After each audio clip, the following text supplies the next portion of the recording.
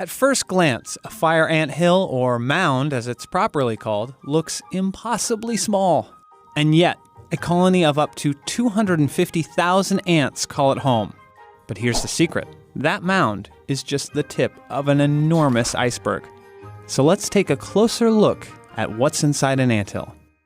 The mound is really the top of an enormous underground structure, the nest, which is basically a giant nursery, a nice, cozy place to raise babies. A lot of babies. Their mother, the queen, roams around the nest while laying 1,500 eggs a day. Now, all those baby ants need to live in a narrow temperature range to grow. So that nest sports temperature-controlled rooms, and it does so without the help of an AC unit. The secret is in the design. The nest is arranged like an ice cream cone. At the top, you have the mound, the ice cream, as it were.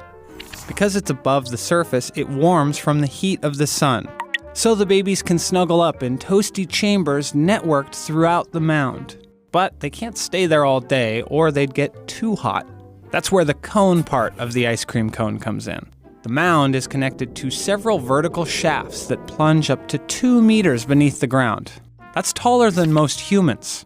Throughout the day, adult ants ferry the babies up and down the shafts, chasing that perfect temperature for their young charges. The nest also sports dozens of tapering tunnels that branch off from these main shafts. These connect to small chambers where the ants rest, eat, and feed the babies until it's time to move the little ones once again. Now, there's one more type of tunnel inside the nest, but only a few ants ever use it.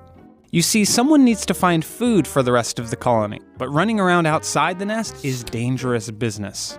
That's where forager tunnels come in. These are a couple of horizontal passages buried just a few centimeters from the surface. But they run throughout the entire territory, which can cover up to 185 square meters of land. By scurrying through these passageways, the scouts can stay underground as long as possible.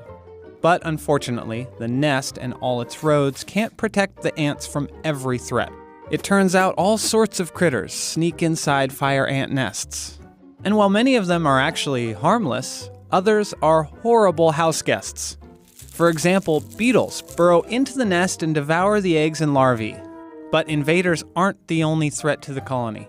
Occasionally, clueless humans or major floods disturb the nest. And when that happens, the fire ants have only one option: leave. Once a year, on average, the colony will move out and build an entirely new nest from scratch. And best of all, they only need a few days to do it. That's right. Practically overnight, meters upon meters of tunnels can pop up in your yard. And all you'll notice is a tiny mound.